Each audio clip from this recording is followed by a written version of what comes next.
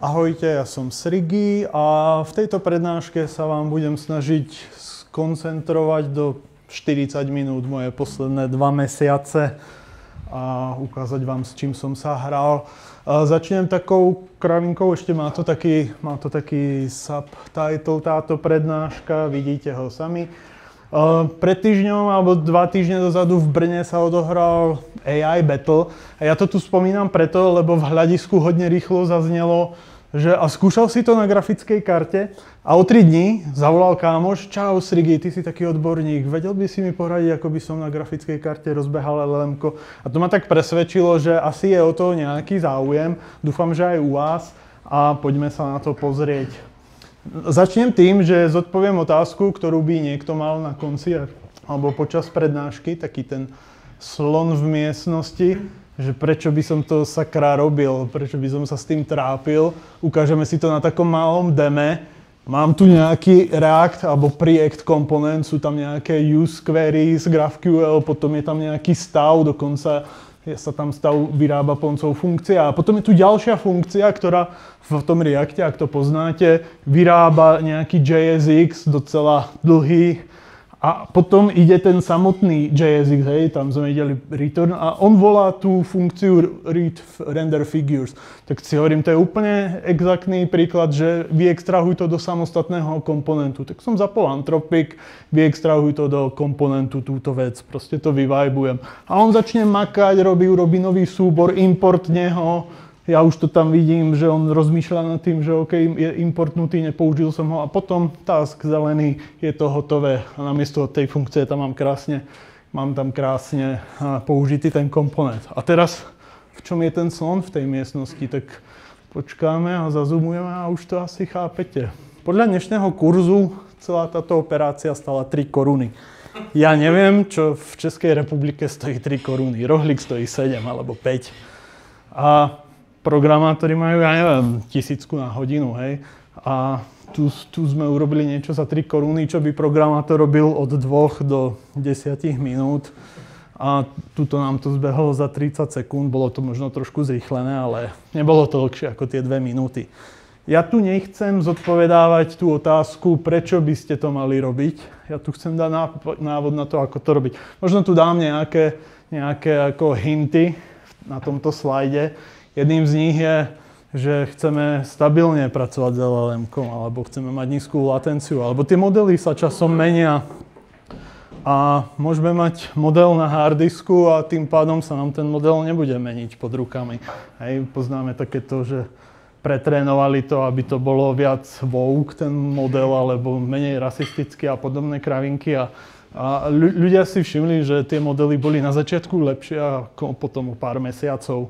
Ďalší môže byť, že skúšam sa s tým zoznámiť, skúšam si pochopiť, ako tá inferencia na grafickej karte funguje.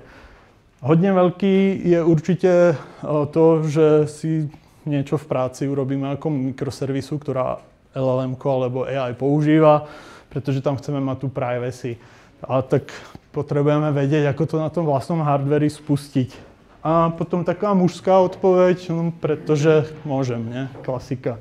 A tam patrí aj to, že mám doma grafickú kartu. A to sa stalo aj mne, ja som po 9 rokoch teraz upgradenul na 4090 a tak som si to chcel vyskúšať a tam bola aj potom motivácia, tá grafická karta zahrať si, ja neviem, Cyberpunk alebo niečo podobné na vysoké detaily. No ale keď už to mám na stole, tak si to vyskúšam. Pozrime sa na line-up tejto veľmi známej firmy.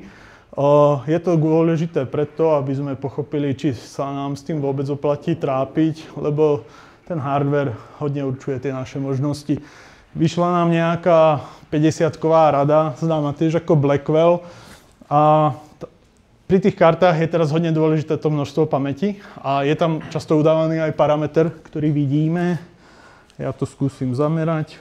A to je prenosová rýchlosť alebo throughput tej grafickej pamäti.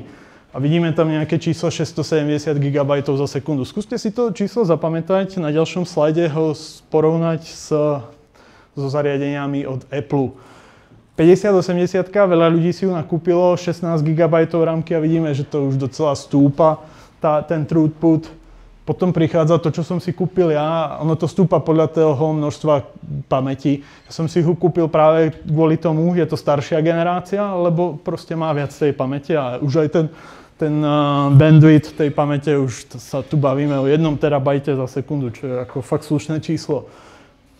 To, čo by asi mnohí ľudia chceli mať doma, 50-90, tá už má tej grafickej pamäte 32 giga, ale hlavne ten throughput ako stúpol o 80%, hej, to je ako niečo šialené, už skoro sme pri 2 terabajtoch za sekundu.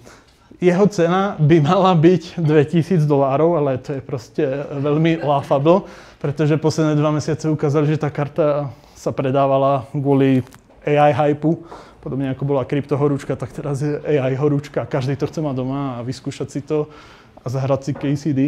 A cena vyletela na $4000 v e-shopoch. Už sa to konečne začína dostávať tam, kde to má byť, k tým 2000, ale ešte sme od toho hodne ďaleko. Toto sú grafické karty, ktoré sú cca dostupné na voľnom trhu.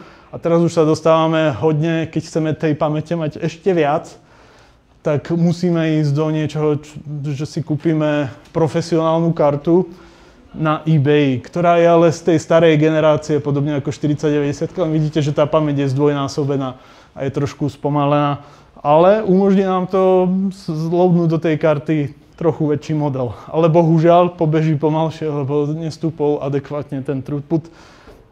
Takže je to taká vyvážovacia hra, že mám viacej pamäti, ale keďže ten model je väčší, takže je zložitejší na prepočítanie. Ak sa nezrýchlila tá pamäť a čip, tak som si vlastne moc nepomohol, lebo to je dôležité, že koľko mi to tých tokenov za sekundu dáva. Aby to bolo pohodlné, som si všimol, že treba tak 40, hej. Takže keď zväčším model, ktorý ale pobeží 20 tokenov za sekundu, budem si ako hovoriť, jo, dokázal som spustiť väčší model, ale vlastne to nie je použiteľné.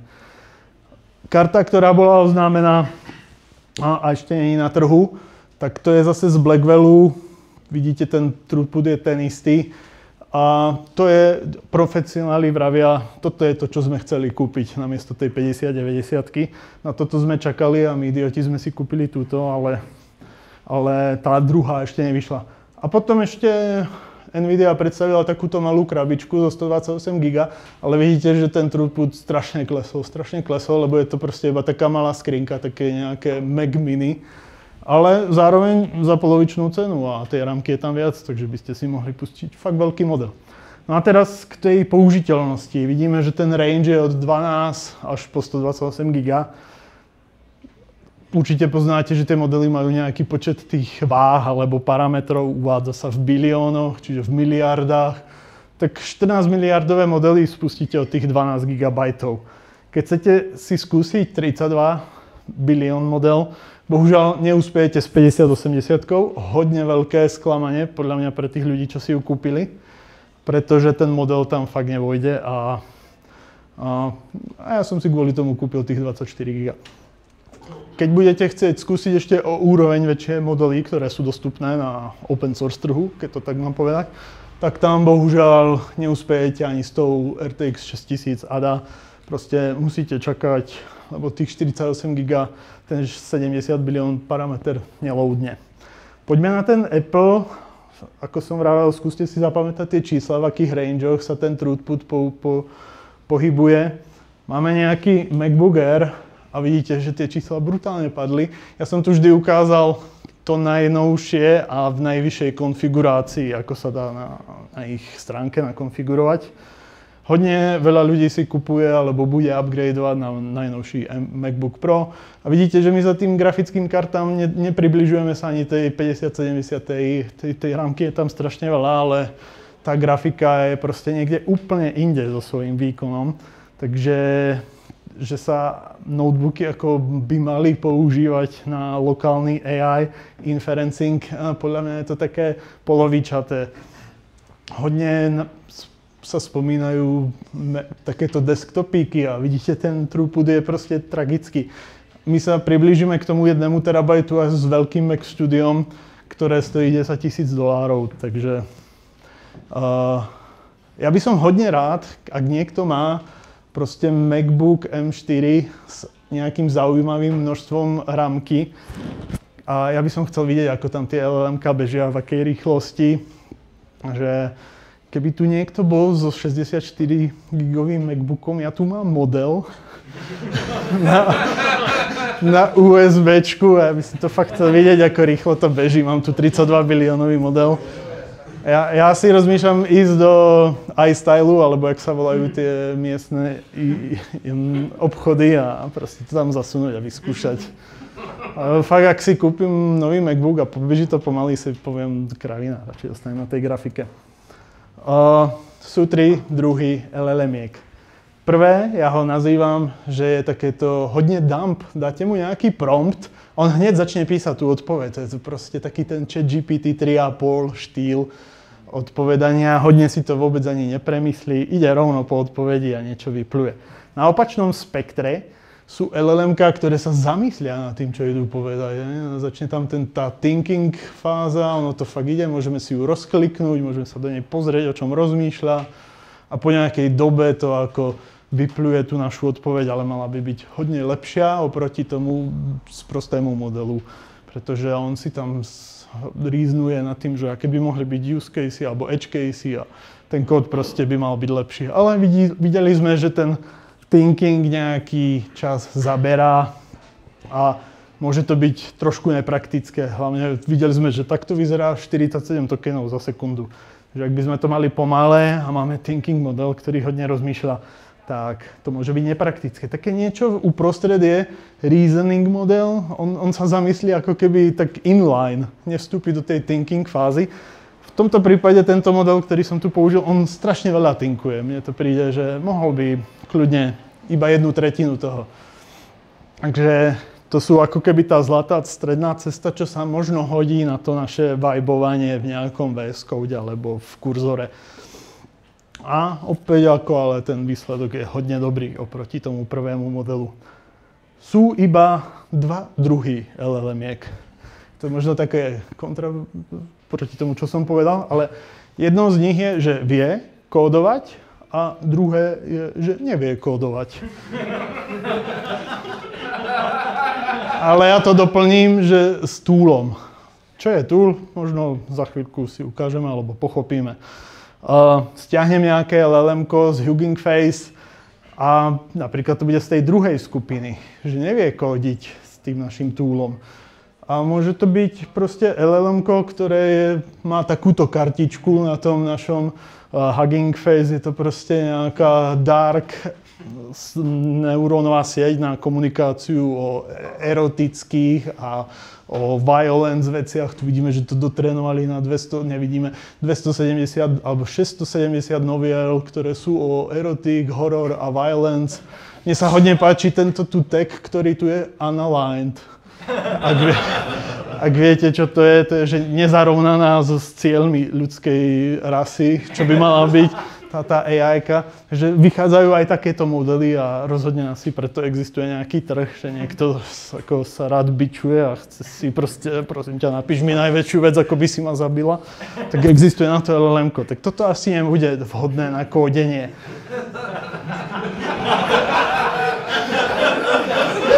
Ale môžete si ho na svojej grafike pustiť. A ich veľa.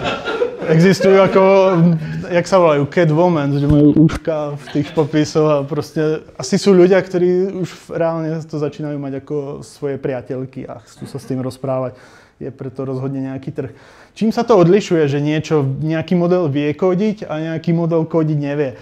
Tak ja pustím model, alebo loadnem do grafiky model, ktorý kódovať nevie. A ten model, on vyloguje takú vec, ktorá sa volá chat template.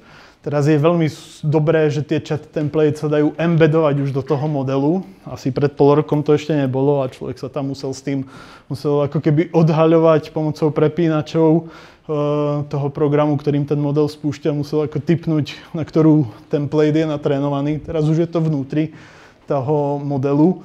A vidíte, že sú tam nejaké takéto značky, ako keby ten model je natrénovaný na to, že ten program, ktorým je spustený, vytvára tieto značky a ten model potom tými značkami aj odpovedá. Keď proste zachytí ten program, že model odpovedal značkový user, tak on prestane inferovať, on prestane to posielať na ten vstup toho LLM-ka a zobrazí prompt.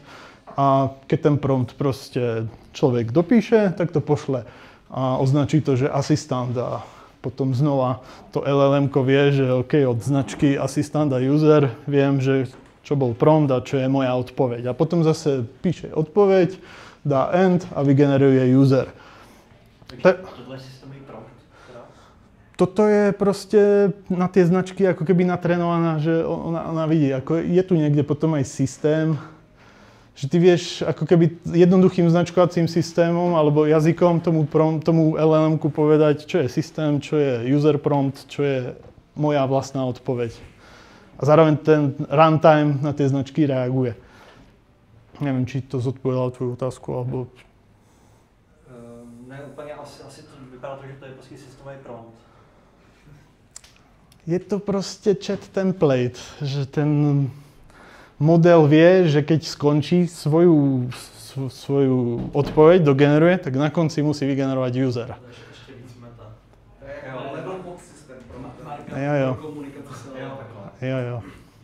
No a model, ktorý vie programovať, alebo je natrénovaný na spolupráci s toolmi, tak jeho chat template, tu vidíme, sa loaduje, nejaký coder model, a tá jeho chat template vyzerá o mnoho zložitejšie. Vidíme, že tam je často slovo tool, role tool, tool response.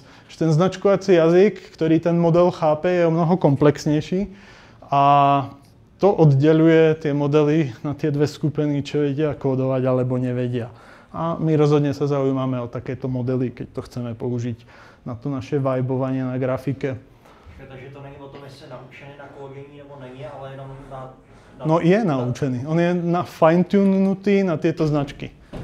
Je normálne nejaký generický model, base model, to potom uvidíme, ktorý je proste konverzačný. A potom je dofine-tunovaný, aby rozumel týmto značkám. A tieto značky generuje kurzor. A je to aj o těch značkách v podstatě jako interface pro komunikaci s tím modelem, nebo opravdu doučený na nějaký... On je doučený na to, aby rozumel tomu značkovacému jazyku a potom je doučený na to programovanie, že je tam, neviem, naučený na databáze 1000 libraries of TypeScript. To uvidíme na nejakom rodokmeni toho toolu, vlastne vidíš na ďalšom slajde.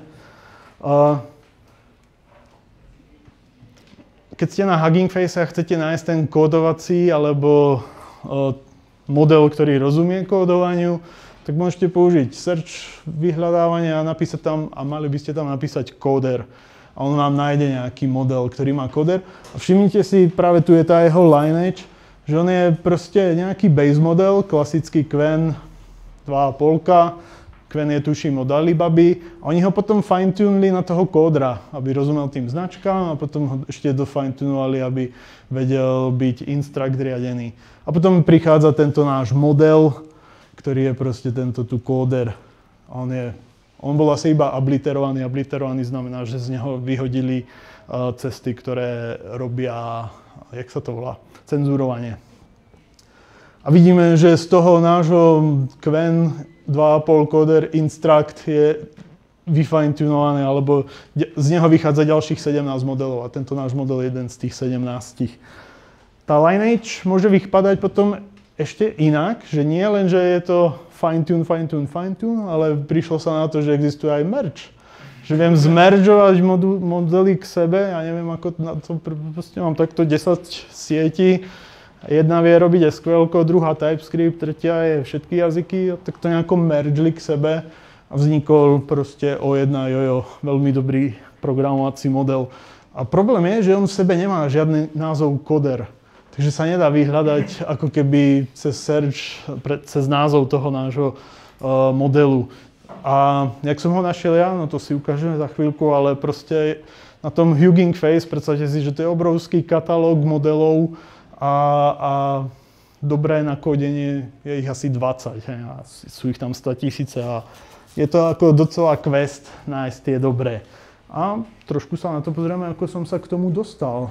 Ale predtým sa vrátime trošku k praktickej časti tejto prednášky a teda ako inferencovať na grafickej karte. Krok číslo 1.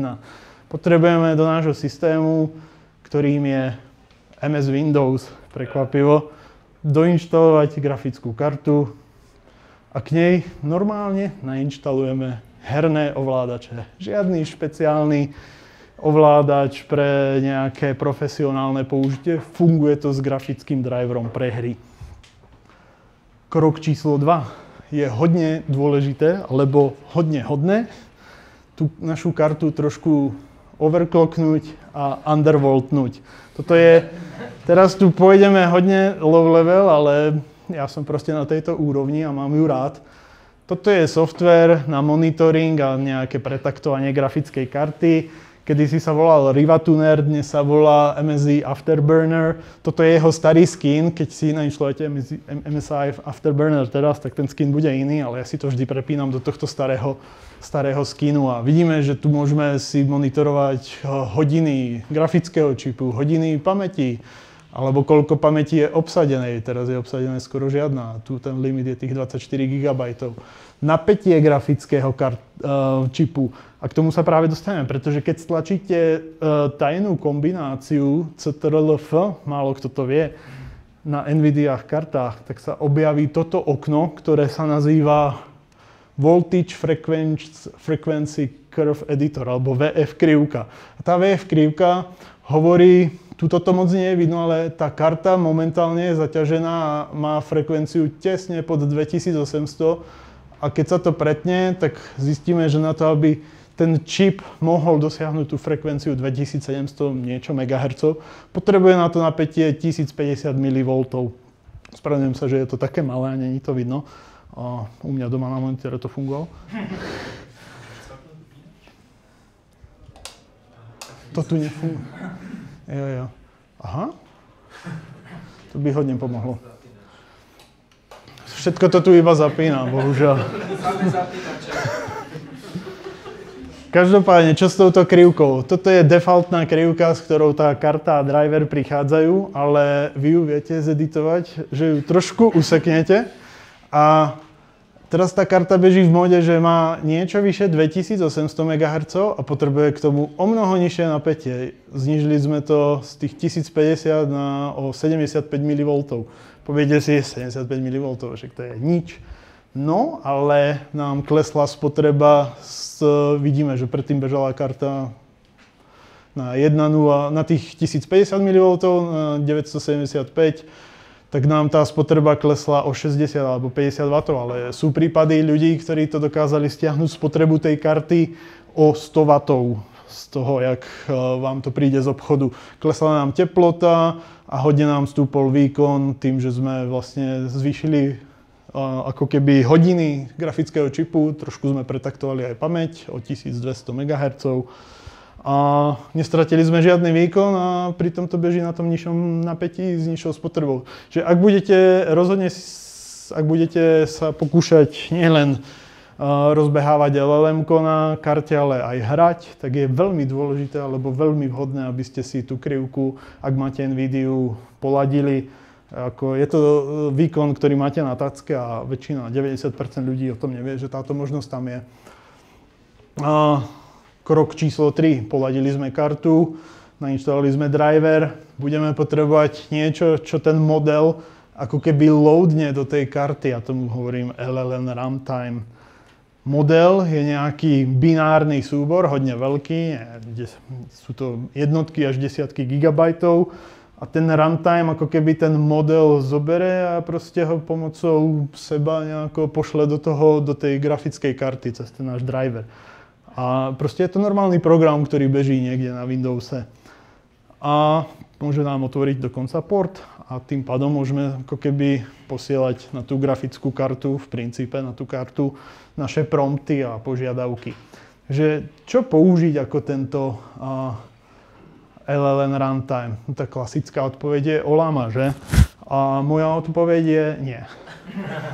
Ollama je default a hodne veľký, hodne to vidno v nadstaveniach rôznych toolov a povedzme editorov. Tá Olama je tam hodne prítomná. Ja ju nemám rád, pretože je wrapper iba toho, čo vám doporučím za chvíľku. A zároveň má svoj vlastný proprietárny repozitár, modely sťahuje vo svojom vlastnom proprietárnom formáte. Sú to ako trošku také svine, že si zobrali niečo open source a urobili si na tým nejakú obálku s proprietárnymi balíčkami. Hodne sa mi to nepáči. A zároveň není to tak low level, ako by som ja chcel. Neumožňuje ladenie, ktoré si za chvíľku tiež ukážeme. Takže čo namiesto Olamy? Proste Lama CPP, to je to, čo Olama obaluje. A neviem, že či poznáte, čo to je, alebo ako to vzniklo. Vzniklo to niekedy, keď v 2023, myslím, unikol model Lama z Facebooku na internet, na torrenty. A nejaký typek si povedal, OK, ale na to, aby som spustil uniknutú Lamu, tak musím nainštalovať Python a musím nainštalovať TensorFlow a strašne veľa s tým bolo trápenia. Tak urobil typek malý exe súbor napísaný v C++, že s tým nebolo žiadne sranie. Tuto zoberiem model, zoberiem jeden exáč, pár DLL-iek a beží to. Žiadne Pythony, žiadne kraviny s TensorFlowmi a virtual envmi. A projekt je to hodne populárny. Ako sa inštaluje? Dáme si tu také malé demíčko, ako sa k tej funkčnej Lama CPP dostať. Takže si ju vyhľadáme. Je to projekt, ktorý je hostovaný na GitHube. Klikneme na prvý odkaz, otvorí sa GitHub a my si proste vezmeme posledný release. Normálne na to kliknem a vidíte, že tie releasy sú proste hodne časté. Denne to vychádza niekoľkokrát, je to jeden z najagilnejších projektov na GitHube, ktoré poznám. A není vôbec problém s tým, keď si zoberete tú poslednú verziu. OK, otvorím teda tú poslednú verziu, čo na GitHube, na tej našej stránke Releases, určite to poznáte. A čo si sakra mám odtiaľ to stiahnuť, že? Tu je strašne veľa súborov. No, keď chcem byť na tom Windowse a využívať maximálnu akceleráciu NVIDIA kariet, tak si stiahnem proste Win verziu, ktorá má v sebe ako príponu CUDA 12. Zistil som, že to funguje proste z CUDA 12, vidíte, že je tam aj CUDA 11, a tak keď to funguje s 12, tak sa nebudem trápiť s tou 11. Ale to je iba tá Lama sama. Ale ja potrebujem predsa nainštalovať okrem tých herných ovládačov aj tú CUDu, nie? Predsa. Netreba, pretože oni to šipujú tu. Je to nejaký obrovský súbor a sú to vlastne iba 3 DLL-ka, ktoré proste oni zobrali a šipujú s každým releaseom. A prechádza im to, takže asi není problém. Mimochodom, ak máte chuť skúsiť si to na MacBooku, sťahujeme ARM64 release pre záujemcov. No a čo s tým? Čo je toto za slajd? Jo, jasne, keď budete stiahovať CUDA 12, iba tie 3 DLL-ka, Defender vám to hodí okamžite do karantény. Pre ten malý moment, kým to stiahnete a nainštalujete do cieľovej zložky, musíte vypnúť Defendera, pretože on to označuje za nejaký vírus alebo malware a ja si myslím, že je to z toho dôvodu, že za to môže kryptohorúčka. Ľudia dostávali malware na svoj počítač, ktorý ťažil Ethereum a podobné kraviny, tak zakročil Microsoft tým, že keď uvidel tieto 3 DLL-ka, tak to označil za malware a dodnes to ako nevypol, aj keď kryptohorúčka už je preč. Takže toto na krátky moment zakážeme, pretože po stiahnutí by... Ale jako tady tahle CUDA for free, není nějaká vylepšená. Přesně, no. Toto je hodně reputable zdroj, ten týpek už je... Ja mu verím. Ho znáš? Pozri sa, môžem urobiť to, že stiahnem CUDu z NVIDIA a porovnám tie 3 DLL-ka. Som si 100% istý, že SHA-256 hash bude ten istý. Neverím, že by tam niečo bolo iné. OK, máme stiahnuté naše 2 súbory, CUDA Library a Lama CPP. Čo urobíme? Tak ich nejako vyextrahujeme. sorry ešte raz za to malé písmo, urobíme si nejaký adresár napríklad na C, lebo väčšina ľudí má na hernom počítače C ako SSD disk, pretože sa musí rýchlo loadovať operačný systém. Tak tam pošlem tie 3 DLL-ka, keď to dokončím, môžem zase zapnúť Defender. A čo vyťahnem z toho balíčku tej Llama CPP? Otvorím a vyťahnem z nej ďalšie DLL-ka, stačia tie pod Lamu, uvidíme to. Tie posledné 2 nám nie sú potrebné. Vykopírujem to a teraz je tu kopec access súborov, strašne veľa, a nás zaujíma iba jeden. A ten sa nazýva Llama server. Všetko ostatné ignorujeme a tým je to dokončené, nainštalované. Proste, ja neviem, operácia na 2 minúty, nevidím v tom žiadnu raketovú vedu a o mnoho jednoduchšie, alebo o mnoho. Inštalácia Llamy samotnej podobná, hej. Vyextrahujem nejaký zip. Tuto je to trošku viac low level, ale kvôli tomu, že chceme vyždímať z tej karty ten najposlednejší ždivíček výkonu. Tak preto hlavne tá Llama CPP. Vyskúšame si, či nám to funguje, takže vbehnem do toho adresára bin a skúsim ten Llama server spustiť. Poď. A urobíme klasický príkaz --help. Ak to nebude padať, tak myslím, že sme nainštalovaní. Nepadá, keby padal, tak píše, chýba mi nejaké DLL-ko, tak ho tam proste dorobím. Llama server --version, vidíme, že našiel jeden CUDA device RTX 4090. Je to pripravené. No a teraz krok číslo 4. Nájsť dobrý model. A toto je hotová alchýmia. Určite si spomínate, ak sme tu ukazovali ten rodokmeň tých modelov, jeden, druhý, ale to sme priamo u vendora toho modelu. A keď otvoríme záložku Files and Versions, tak nájdeme súbory s príponou Safe Tensors. Je ich tam 14, každý má 5 GB, to nejakých 70 GB. To sa nám na tú 24 GB kartu nevojde, ale ja som ako keby tak týzoval, že toto je ten model, ktorý chceme spustiť, ten 32 biliónový, miliardový, ten by nám na tej 4090 mal fungovať. My keď sa vrátime na kartu toho modelu, tak tam uvidíme ešte jednu ako keby zaujímavosť a to sú kvantizácie. A vidíme, že existujú 2.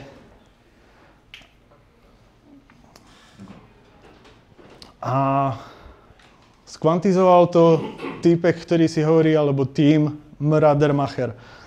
A je to podobne ako na GitHube. GitHub/Srigi je môj ako keby GitHub account. Na Hugging Face je Hugging Face /Mradermacher a to je zase ich priestor na pôsobenie.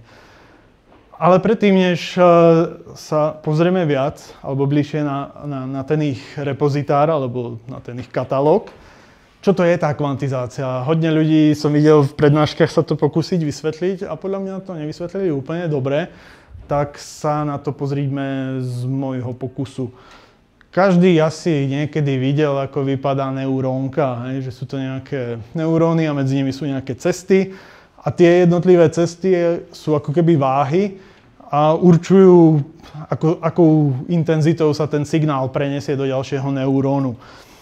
A možno ste to zaznamenali, proste tie cesty sú popísané dátovým typom float32, pretože tam chceme tam mať desatinné čísla s vysokou presnosťou, aby tie neurónky boli presne natrénované. Tak to vypadá proste natrénovaná neurónka. Sú tam tie float32. V 2021, možno neskôr, niekto skúsil, keď unikla tá Llama z Facebooku, že namiesto tých floatov tam proste pošlem int 4, nie 8. Proste vidíte, že najvyššie číslo je tu 15. Proste iba 4 bity namiesto tých 32. Mne klesla tá náročnosť do tej pamäti 8 krát, to myslím vychádza. Takže ten model teraz zaberá v pamäti 8 krát menej miesta a zistili, že tá presnosť odpovedí skoro vôbec neklesla. Klesla o 1-2%. A to je tá kvantizácia. Zoberiem ten natrénovaný model, kde sú tie floaty a proste to prenesiem na tie inty.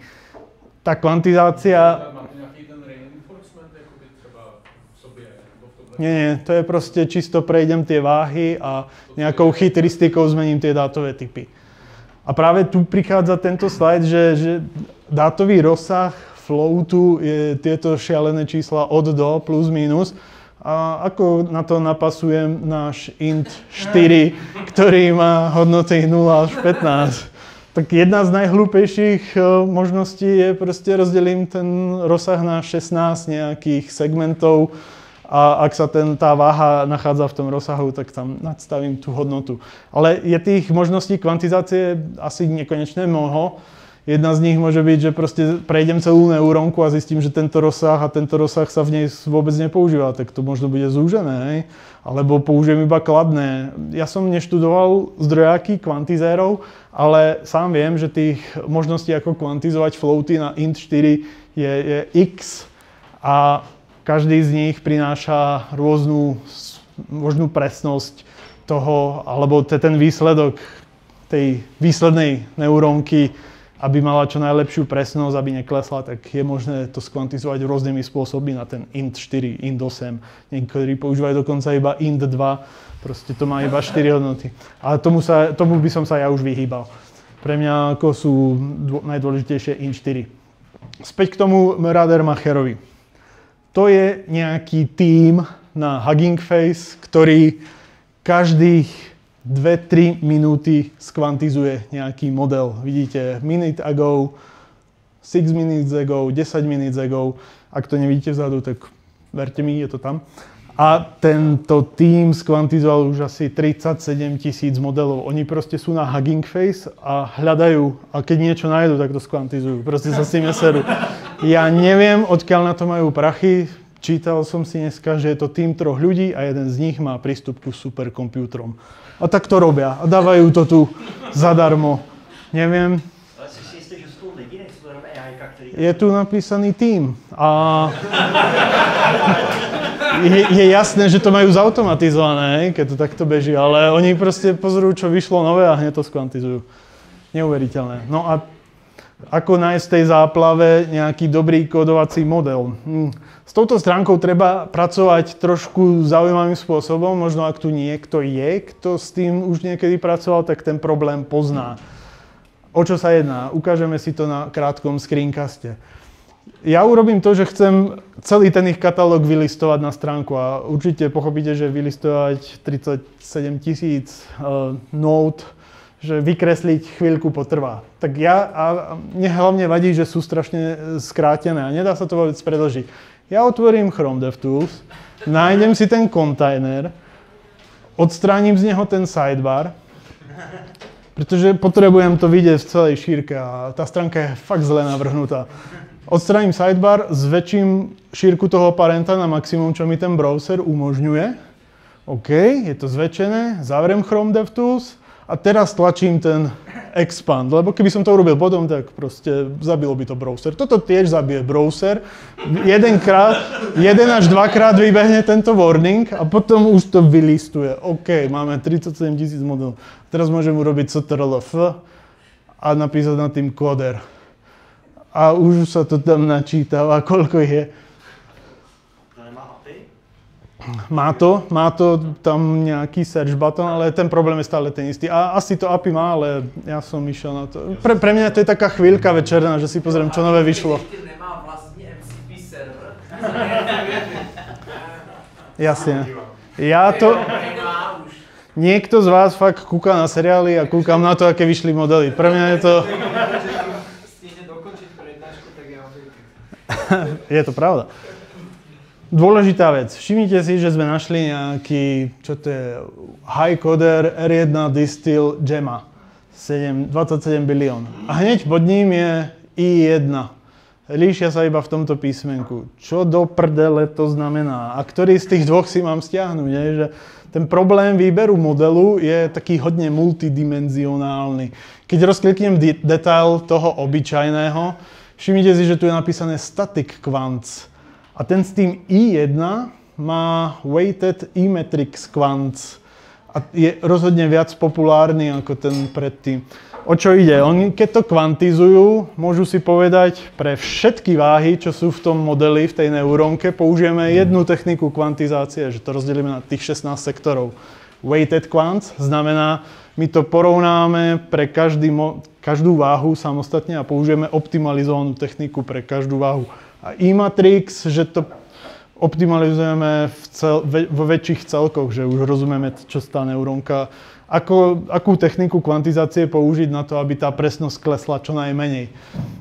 Hodne taká ako keby metafora alebo prirovnanie je, možno ste to niekedy niekto absolvovali, mám nejaký film z torrentov a chcem ho zmenšiť. A existuje tzv. Jednoprechodové enkódovanie, že proste každému tomu frameu dám rovnaký budget na to, koľko bude zaberať na disku. A potom sú multiprechodové enkódovanie, že sa najskôr pozriem na ten film a kde sú akčné ceny, tak tam pridám tých megabajtov, tam, kde sa dejú iba rozhovory a nie je to moc akčné, tak tam uberem. A vlastne tá dĺžka toho filmu je stále, alebo veľkosť toho filmu je stále rovnaká, ale je to ako keby variabilné, ten bitrate toho filmu. A toto je hodne podobné. Preto proste vždy, keď vidíme model, vždy sťahujeme I1 s prídomkom I1. Nikdy nesťahujeme bez neho. Alebo ak tá možnosť je vybrať si medzi dvoma, vždy si vyberáme ten s tým prídomkom I1. Otvoríme model, klikneme na Files and Versions a objaví sa dimenzia číslo 4 výberu modelu, ktorý do prdele súbor si mám vybrať. Pretože ich tu milión a líšia sa veľkosťou, čo mám robiť? Ako si spomínate, mali sme tam ten int4, takže to sú tieto modely. int4 sú tie Q4, menšie modely proste majú tých bitov v tej kvantizácii menej. S jednou výnimkou, že tu je potom ešte nejaký IQ4XS, a to je ten E-matrix, ten cca najlepšie skvantizovaný model na 4 bitoch. Nepotvrdilo sa mi, že je najlepší. O mnoho radšej teraz sťahujem KM, inakšie vidíte tam KS, M, XS, XXS. Oni normálne používajú ako keby veľkosť odevov na to, aby vyjadrili to, akou veľkosťou je ten model skvantizovaný. Každopádne proste stiahneme buď Q4 alebo IQ4. A ako hovorím, je to taký multidimenzionálny problém, ako vybrať správny model. Musí vedieť byť ten model, spolupracovať s toolom. Musí sa nám vliesť do rámky, musí byť skvantizovaný pomocou IV jednotky a musíme potom ešte vybrať správny súbor. Stane sa vám taká vec, že máte svoju vlastnú zbierku modelov na harddisku, takže aký budem nejakú dámu pozývať domov, nebudeme ukazovať svoju zbierku motýlov, ale svoju zbierku modelov. Hodne rád by som vás chcel upozorniť na niektoré zaujímavé modely, napríklad Scipcoder, to je model, ktorý je iba 14 biliónov veľký, a pritom vie tinkovať. To je hodne zaujímavá vec, pretože thinking modely v tejto veľkosti sú na celom Hugging Face iba 2, ktoré som doteraz našiel. Vidíte, že niektoré sú 16 GB, niektoré 8. To sú väčšinou tie 32 bilión, sú tie 16-kové. Tie sa mi tesne vlezú do mojej karty. A veľmi dobrý, teraz vyšiel pár dní alebo pár hodín dozadu tento EOS Fit. A na 14 biliónov dokáže naozaj dobre pomôcť pri kódení. OK, krok číslo 5. Poďme to celé spojiť dokopy. Máme vybratý model, nainštalované drivery, undervoltnutú grafickú kartu a nainštalovanú LOLAMA CPP. Spustíme ju pomocou nejakého takéhoto príkazu. Nastavíme model, toto CTX size, k tomu sa dostanem za chvíľku. Neurónka má samozrejme nejaké layery, aj keď v prípade LLM-iek to nie je úplne pravda. Tie sú štruktúrované vnútri ako transformer, to je niečo iné ako neurónky. Ale aj neurónky sa tam používajú, ale aj v prípade transformerov sa bavíme o nejakých layeroch. A tu hovoríme, koľko tých layerov chceme poslať na grafiku. A dám tam nejaké nezmyselné číslo, 32 bilións majú napríklad 65 layerov, ja tam dám 99, že proste vždy tam pošli všetky. A Nastavím, koľko procesorových jadier tam má nejako sa postarať o ten beh a nastavím, aby to bežalo na IPčke 0000, aby som sa mohol pripojiť zo vzdialeného stroja z môjho MacBooku k tomu serveru. Ale to je moja lanka, tam sa nepripojí ktokoliv, to je proste u mňa doma. No dobře, ale je dost nebezpečný tohle říkat obecně, protože člověk může na veřejné síti a pak se tam připojí jako... Není problém tam nastaviť secret key z environment variable. Ja si myslím, že hovorím k skúseným ľuďom a OK, berem. Takže nastavte si poriadny epic key a nevystavujte to do internetu, ale proste toto beží u mňa doma na lanke normálne 192, 168. Nejaké malé demíčko, ktoré ale bude prednahraté. Ja práve sa k tomu dostanem, čo si hovoril, že takto vyzerá ten môj setup a tá grafika sa mi nevošla do caseu, takže drží na tomto kábli. Kúpil som si malú skrinku. A ten setup vypadá potom takto, že ja si pracujem na notebooku, tuto niekde je router, počítač je pripojený sieťovým káblom do routera, notebook pomocou Wi-Fi a normálne ako server použijem 192.168.0.10. To je proste adresa tohto stroja. Tam je to všetko naštartované a poďme skúsiť, či nám to bude fungovať. Hodne dôležité je, keď aspoň v prvých začiatkoch proste monitorovať. Spustíme model, nahrá sa, vidíte tam nejaký progress bar, uvidíme teraz tu chat template, je to tá zložitá, takže máme coder model. A teraz môžeme otvoriť na MacBooku, vidíte, že je to MacBook, otvorím tam tú svoju IP adresu toho stroja a normálne otvorím port 8080 a objaví sa mi ChatGPT ako keby. Nadstavím APIky v settingoch, ešte si tam nadstavím, že chcem vidieť, koľko tokenov za sekundu to dáva a môžem hneď promptovať. Ja mu dám prompt, prosím ťa, vyrob mi základný example preactu, counter a 2 buttony, ktoré budú pridávať a uberať. A normálne to tam pošlem a vidíme, že tretí graf nám ukazuje obsadenosť rámky. Plná rámka obsadená, ide to 47 tokenov za sekundu. Vidíme, že grafika stúpa napätie alebo teplota. Nataktovali sa nám čip aj pamäť. A tu tento štvrtý, to je proste koľko vatov to začalo brať. A je to, že počas toho generovania tá grafika brala asi 400 vatov. Povedzme. Práve preto je ten undervolting hodne dôležitý, pretože nechceme, aby nám to zožralo a hlavne, aby sa tá grafika neuhorela. Takže toto je taký základný test, ale my to chceme použiť v nejakom vibovacom editore, niečo ako je kurzor, alebo ja používam Rocode od čo je extension do VS Code. Mám to takto nahraté. Škoda, že to tu trošku ujde, ale proste otvorím settings tej extensiony a skúsime ten príklad, ktorý som vám ukazoval na začiatku. Že skúsime extrahnúť tú funkciu render figures z toho nášho JSX-u do samostatného komponentu. Pridám nový model, proste namiesto antropiku dám pridať nový, vyberem, dám mu nejaké meno. Ja mu dám meno Lilith, ako hostname toho serveru, kde to je. A vyberem z formátov, vidíte, že je tam Olama, ale ja vyberem OpenAI Compatible. A nadstavím tam IP-nu, dám tam port, vidíte, že on už to pinga a treba tam dať ešte lomítko V1, proste je to REST API. A nastavím tam ten API key. A môžem to skúsiť, ešte vymením model, pretože tam bol model z nejaký starý. A nadstavím context size, to bol ten prepínač, s ktorým sme to spúšťali. Ja som tam nadstavil 25 000, že OK, 25 000, Rocode si nadstaví budget pre promptovanie 25 000 kontext. A ja už začnem písať prompt, sorry, že to nevidno, ale hovorím tam proste vyextrahuj tú funkciu, bla bla bla. A pošlem to tam a teraz sa deje to, že on ako keby progress processing prompt. To je niečo, čo sme predtým nevideli, keď sme boli v tom chatovacom okne, v tom browseri. Teraz je to trochu iné a je to strašne zdĺhavé. Niečo sa nedeje správne, pretože karta je vyťažená na 100%, ale pritom neodoberá elektrinu, aj tá teplota stúpa nejako inak, ako by mala. Niečo nie je v pohode. to sú tie skúsenosti, ktoré som ako nabral počas tých 2 mesiacov, proste poslal som prompt a doteraz to nedokončil, hej, a to nie je príjemné, tak som to zhodil.